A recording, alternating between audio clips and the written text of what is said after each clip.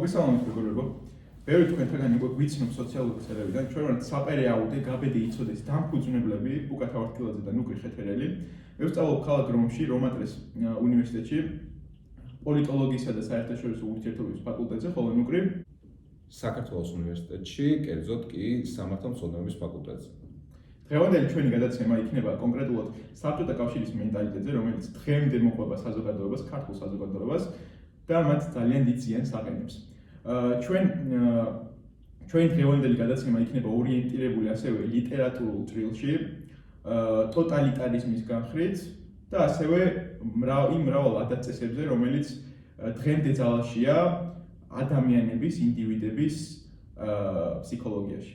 ჩვენ ყველამ ვიცით, რომ საბჭოთა კავშირმა და იმ სისტემამ, იმ ბინძურმა სისტემამ საბოლოო ჯამში იქამდე მიიყვანა საზოგადოების შეგნებაც, ხედვებიც, რომ საბოლოო ჯამში დღევანდელ დღეს ახალი ის მომავალი თაობა, რომელიც რეალურად ჩვენს მოვისაზრისებით, უფუჭდებათ ერთგვარი სოფხედველობა ყველაფრით და ერთგვარ ფანატიკოსობაში გადადის ეს ყველაფერი უკვე და თითქოს და ბრმად ჩვენს მიყვებით იმ გზას, რა გზასაც მიყვებოდნენ საბჭოთა კავშირის პერიოდში.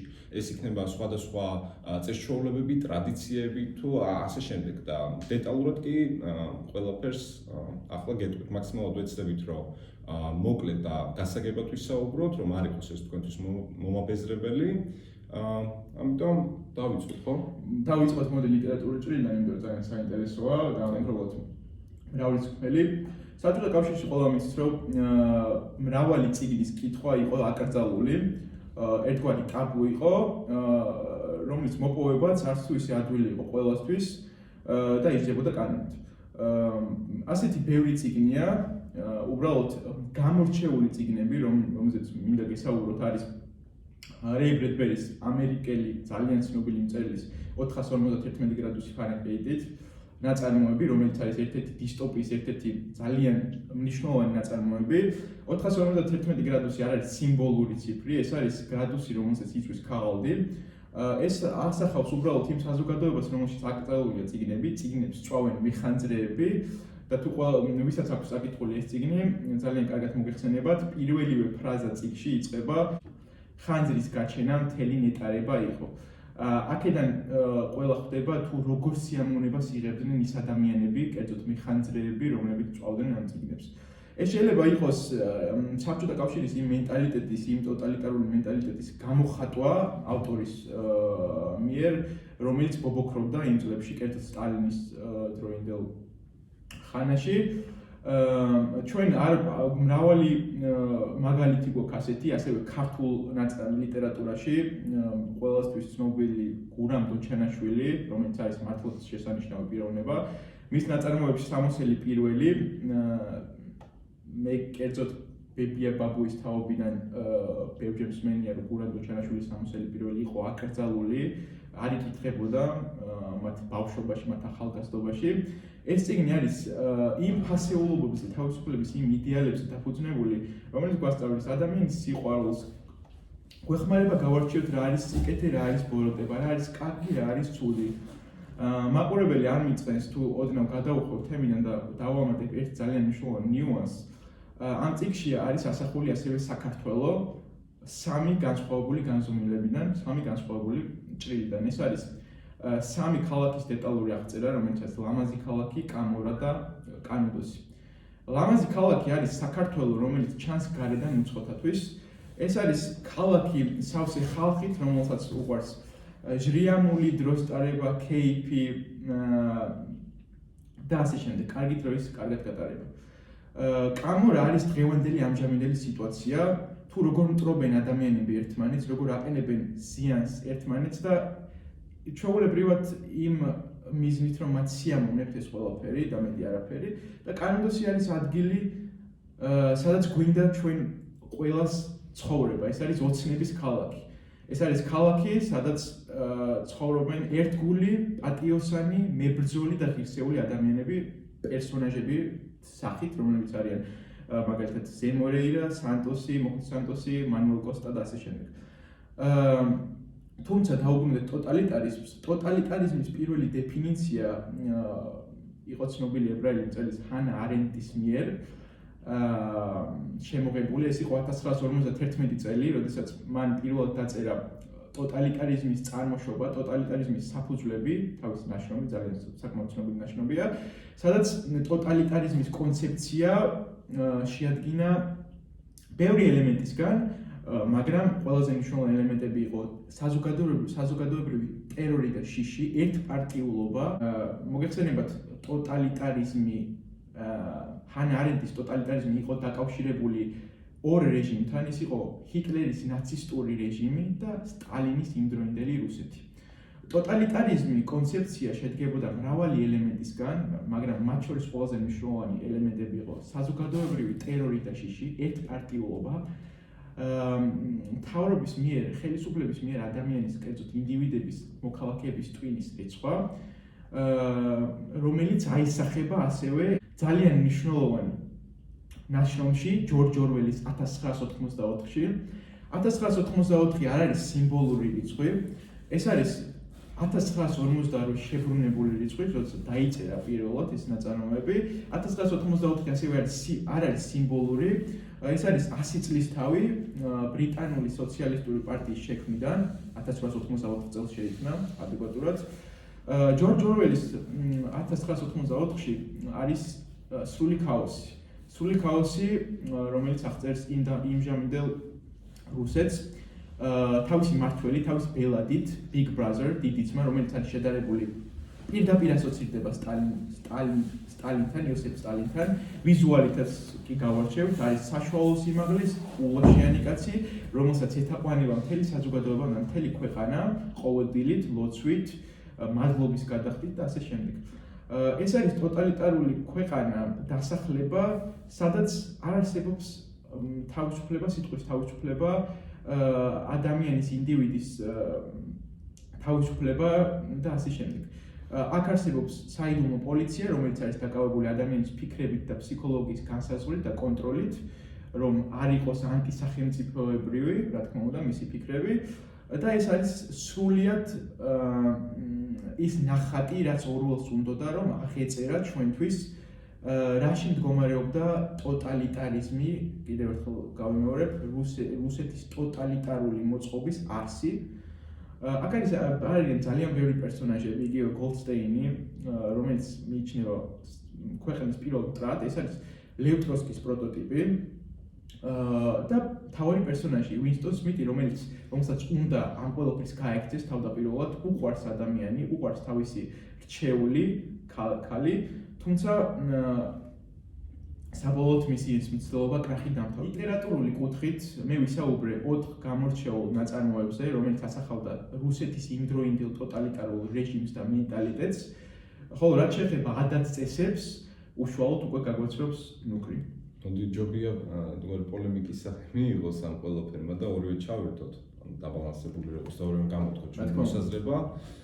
პირველი წესჩვეულება, ასე ხა თემატიკა ასე კონკრეტულად შერჩეული ჩვენ არ გვაქვს, ამიტომ პირველ რიგში, რა ვიცი, ვკითხავ, რომ მოდი რას ფიქრობ შენ ქელიხის ტრადიციაზე. რამდენად კი სასაცილოა ნამდვილად. რას ფიქრობ დღევანდელ ქელიხზე? ამ ტრადიციაზე. გეტყვი. რამდენად ჩამოყალიბო იმ ადამიანებისთვის, ვისაც აი მართლა სჯერა დღევანდელი ამ ქელიხი. მე მაქვს ძალიან მკაფიო აზრი, ზოგადად ქელიხის კულტთან დაკავშირებით, ჩვენ მაყურებელს არ ეკონოს, რომ ეს არის რაღაც ერთგვარი დემაგოგია, ან უბრალოდ ვცდილობ რომ ნიშნის მოგებით ვისაუბრო. მაგრამ მე ჩემი გადმოსახედიდან ვფიქრობ, რომ თუ ადამიანი, მოქალაქე, ქართველი ხარ ქრისტიანი, გაქვს პრეტენზია, რომ ხარ ქრისტიანი და ემსახურები, ცხოვრობ იმ ფასეულობებით, რომელსაც ქრისტიანობა გასწავლის. ჩემი აზრით, არ უნდა ხვიდეს შენი თვით შეგინება, პირადი თვით შეგინება, არ უნდა დავიდეს იმ დონემდე, რომ გაბედო, თავს უფლება მიცე და წახვიდე 100 კაციან თუ 200 კაციან ხრეობაზე, ეს არის სრული ამ სიტყვის მნიშვნელობით ხრეობა, რომელიც არის არაფრის მთქმელი ტრადიცია. ეს ზოგადად ჩინი პატივისცემა გარდაცვლილის ან გარდაცვლილის ოჯახის მიმართ შეიძლება გამოიხატოს სხვანაირი ფორმატითაც, კი. უფრო მოკრძალებული ფორმატით. და არ მიიღოს რაღაცა ქორწილის სუფრის სახე, სადაც მენიუ არის უმთავრესი. რა თქმა უნდა. რაც მიდის განხილვა, თევზია, სოკოა. რა თქმა უნდა. ეს არის უბრალოდ ერთგვარი KP, ისე ვთქვათ, დავარქვათ. რომელსაც არ აქვს არანაირი ლოგიკა ჩემი გადმოსახედიდან და ასევე ადამიანების ზოგადად კერძო ინდივიდების ფსიქოლოგიაში უნდა იყოს აღმოფხრილი ზოგადად ამ კულტის ტრადიციის არსი, რომ თუ შენ არ გაქვს სურვილი წახვიდე და დაესწრო მონაწილეობა მიიღო ამ ხრეობაში, არ უნდა იყოს გაუგებრობა ამის გათვალისწინება ამ თემის დარწმუნებული ვარ, ხა ვინც გვიყურებს, შეიძლება რაღაც კონკრეტულმა ნაწილმა მაინც ეს რაღაც ქელეხი აიყვანოს როგორც ან რელიგიურ ჭრილში მოაქციოს ეს ჩვენი სასაუბრო თემა და თქვას, რომ აი თუ ქრისტიანი ხარ, ქელეხი როგორ შეიძლება აღმოჩნდეს. ანუ ქელეხი ეს არ არის ახლად დაფუძნებული ტრადიცია, ეს არის ძალიან დიდი ხნის წინ მოგონილი ესე ვთქვათ ტრადიცია, რომელსაც თავდაპირველად ჰქონდა ნამდვილად რაღაც ლამაზის სახე, ასე რომ ვთქვათ, იმ მხრივ, რომ ეს იყო მართლა თანადგომის, გვერდში დადგომის და ასე ან მსგავსი ხასიათის მქონე წესჩვეულება იყო. ეს არ იყო რაღაც მართლა მენიუზე გადაკიდებული და მენიუზე დამოკიდებული ადამიანების შეკრება.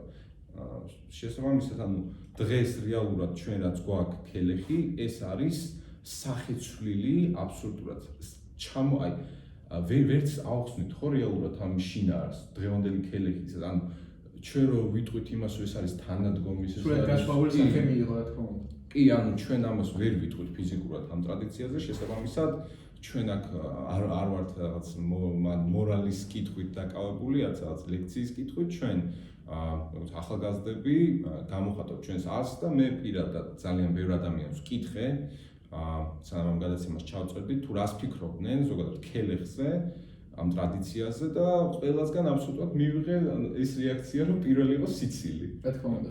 განსაკუთრებით ახალგაზრდული თაობა დაგვეთანხმება ჩვენს. კი, განსაკუთრებით ახალგაზრდა თაობა დაგვეთანხმება, იმიტომ რომ რეალურად შინაარსი რეალურად მე მგონი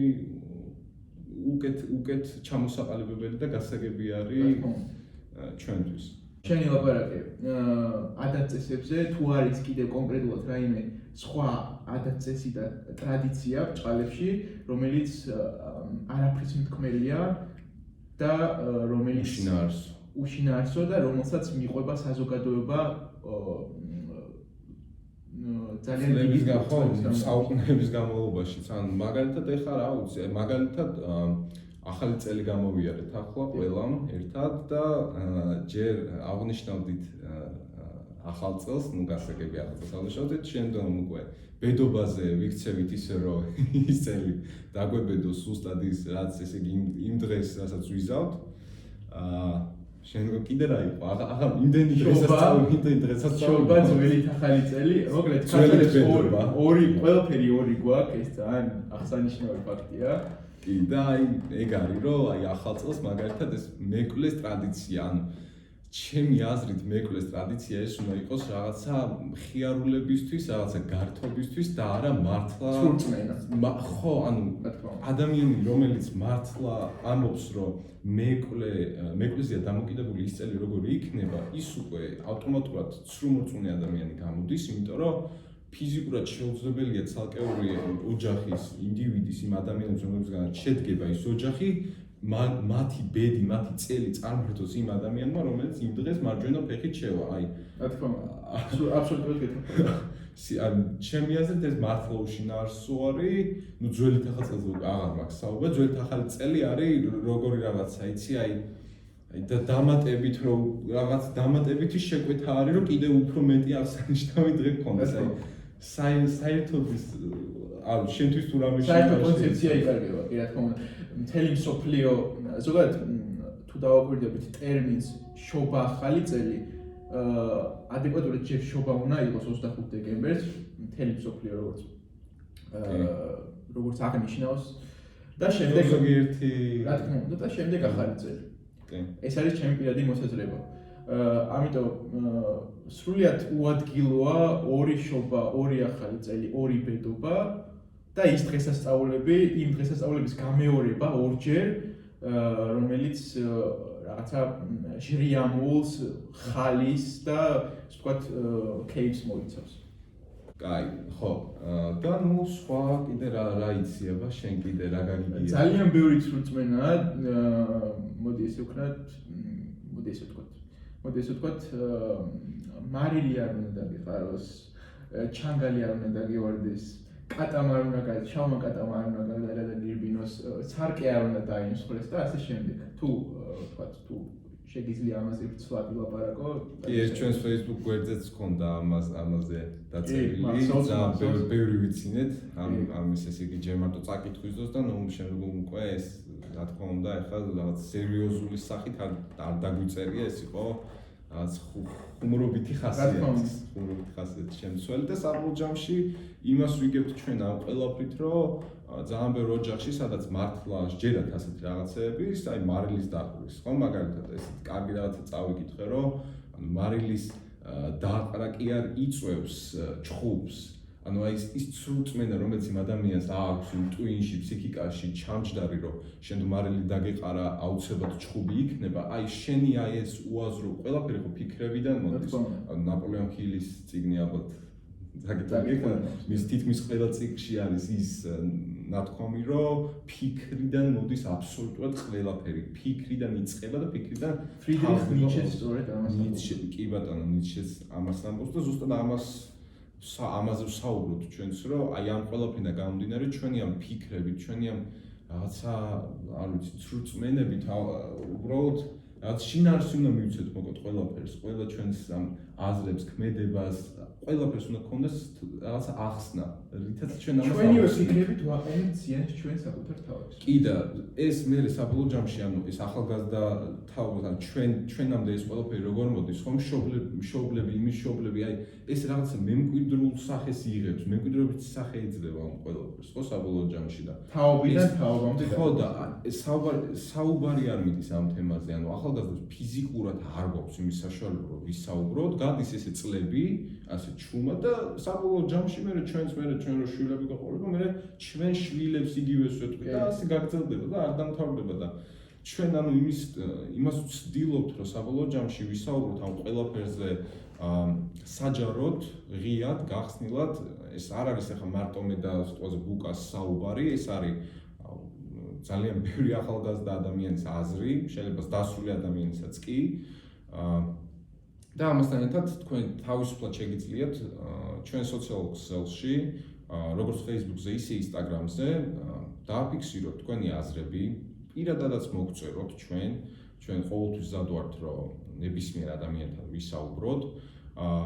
თუ იქნებიან, რა თქმა უნდა, მსურველები, რომ ჩვენთან ერთად. რა თქმა უნდა, ზუსტად ამიტომ შეიქმნა ჩვენი არხი, ჩვენი წამოწყება, ახალგაზრდებისთვის მიგვეცა თავისუფალი სასაუბრო სივრცე და აზრის და სიტყვის გამოსაყრელი საშუალება არის ერთგვარი ჩვენი ეს წამოწყება საპერიოდე.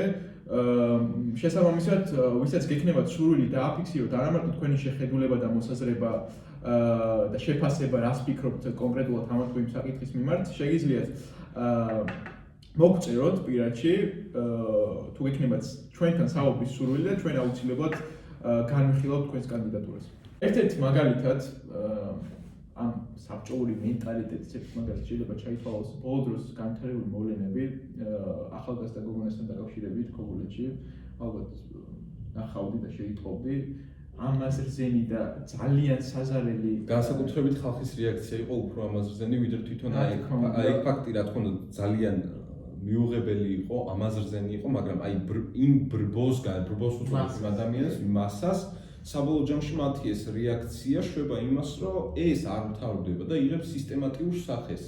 ანუ ხალხისგან ერთხელ უნდა წამოვიდეს ისეთი მტკიცე ხასიათის რეაქცია, რომ საბოლოო ჯამში ვერ გაქრება ეს ფაქტები ალბათ, მაგრამ შემცირდეს მაინც რაღაც გარკვეული პროცენტებით.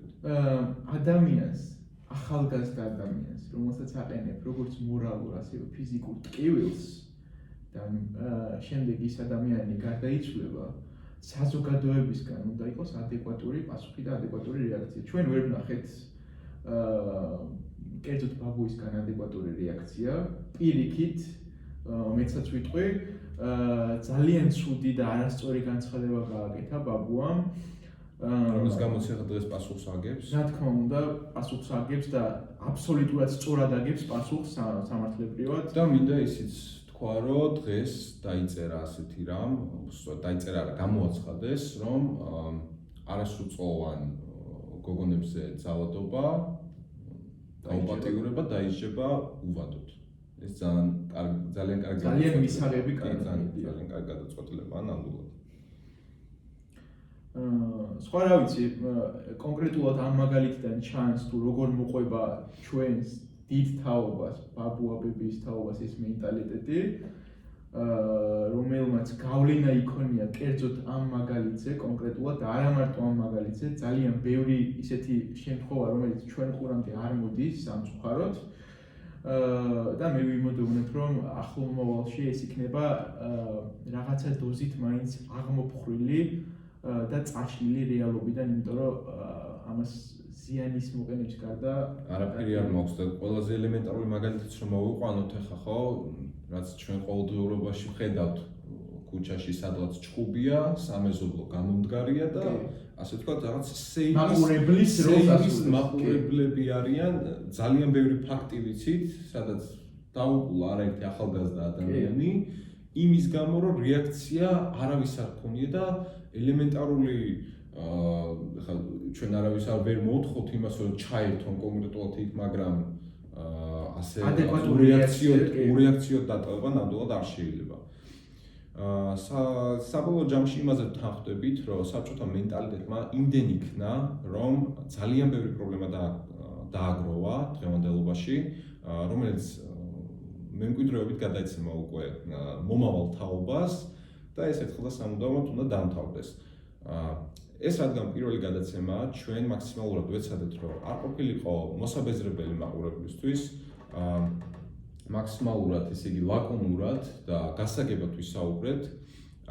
რა თქმა უნდა, ამ შინაარსის გადაცემას ექნება ასევე სხვა ნაწილიც, ასე ვთქვათ, სადაც უფრო დეტალურად ვისაუბრებთ სხვადასხვა ტიპის პრობლემებზე, ამ საბჭოთა მენტალიტეტის გამო.